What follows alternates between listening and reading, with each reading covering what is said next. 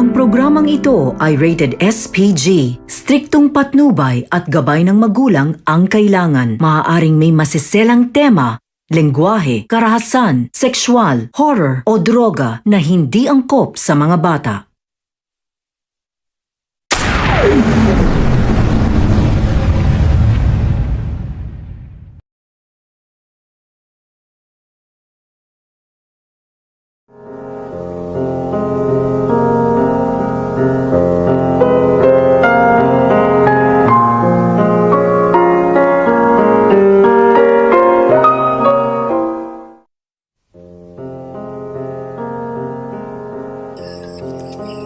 Kasaysayan ng mga kaluluwang lupaypay na ang pusong hapong-hapo sa tindi ng malabis na pagdurusa. Subalit sa kanilang lahat ay huwag kalilimutang paglipas ng isang dapit hapon ay sisikat ang araw na magsisilbing tanglaw sa sinumang tinakasana ng kawalang pag-asa. Dahil sa likod ng mga hinagpis ay may naghihintay na ligaya, sa bawat kabiguan ay may makakamit na tagumpay. Laki pang pangarap na sa bawat may nalaman ay muling mabuhay ang dugong nangalitay sa mga ugat at unti-unting musal sa may inspirasyong may mga katagang may pangako ang bukas. Isang liham po ang ating binasa mula sa ating tagpanood mula sa Nawawala Street, Barangay Hinahanap, Di Makita City na ating itatampok sa episode na ito. Magandang araw po mga kaibigan. Narito po ang ating tampok na kasaysayan sa linggong ito. Pinamagatang Uhaw sa Alak.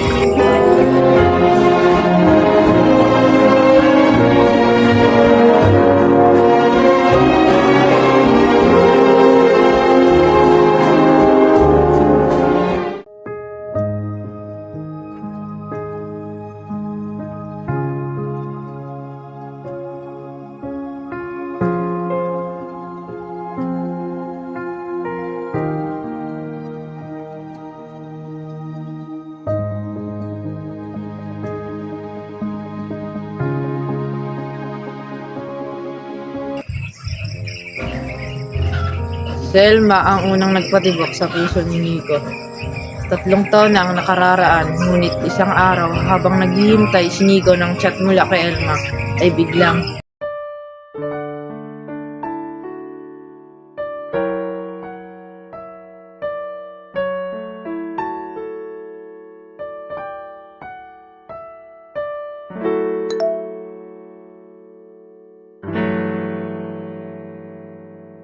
Kay lupit mo pag-ibig sa puso kong ito.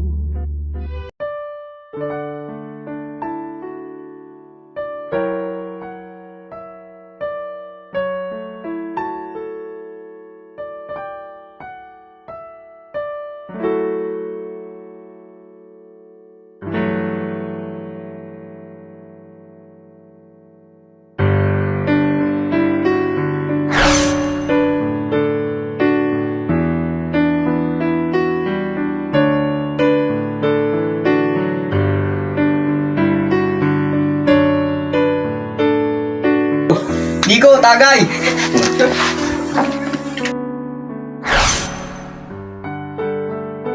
Pagdating niyo.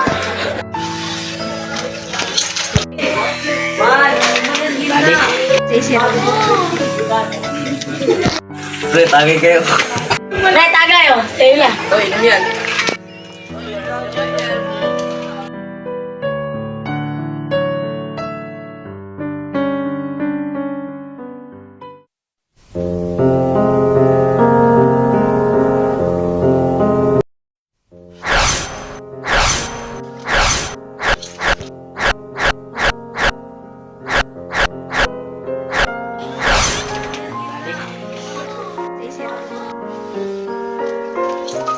Pre, tagay oh. Tayo na. "Oy, ano yan?"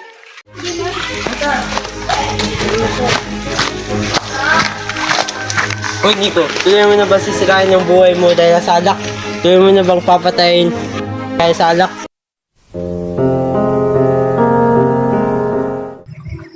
Dahil sa hindi malimutan ni Nico ang nangyari sa kanila ni Elma, ay parang magkadugsong na ang kanyang dalawang tenga dahil hindi man lang siya nakinig sa mga payo ng kanyang mga magulang. Kaya Tama kita mag-iinom.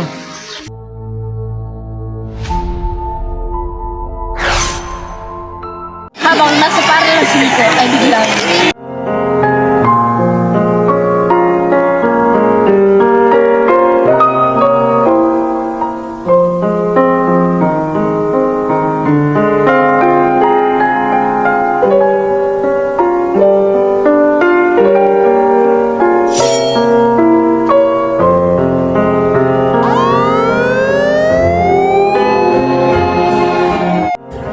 Nagkaroon siya ng iba't ibang uri ng sakit, dulot ng malabis na pag-inom ng alak, tulad na lang ng anemia, heart failure at alta presyon. Kaya naman napilitan si Aling Linda na lumapit sa kanyang mga kaibigan upang humingi ng tulong. Subalit sige, Mare.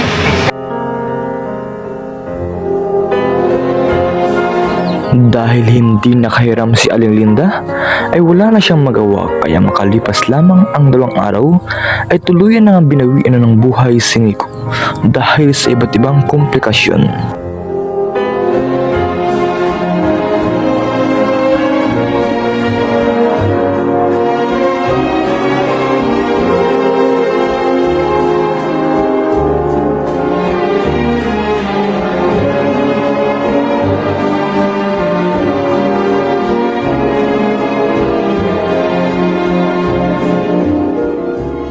At yan po ang kwento ng buhay ni Nico.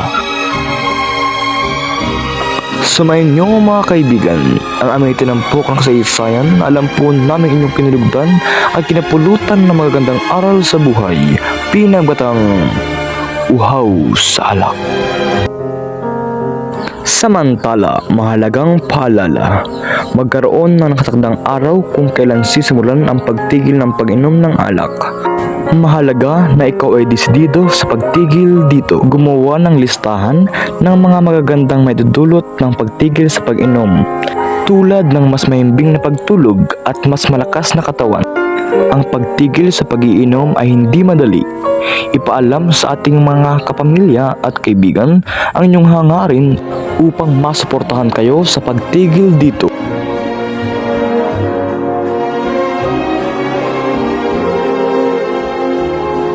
Sinasabi sa ulat ng World Health Organizations o WHO na ang sobrang pag-inom ng alak ay nagdudulot ng 4% ng pagkamatay sa buong mundo. Mas malaki umano ang pinsala nito kumpara sa mga sakit na tulad ng AIDS o tuberculosis. Ang alcoholism o tuluyang pagkalango sa alkohol ay makapagdudulot ng iba't ibang uri ng sakit tulad ng anemia. Ang sobrang alak sa katawan ay maaaring makaapekto sa dugo at kung ito ay magpapatuloy, maaaring humantong ito sa sakit na anemia. Bumababa kasi ang level ng oxygen sa dugo kung madalas na umiinom ng alak at dito nagsisimula ang sakit na anemia. Kaugnay ng sakit na ito, maaaring maranasan ang madalas na pagkahilo, hirap sa paghinga at madaling pagkapagod. Maaari ring magkaroon ng alta presyon.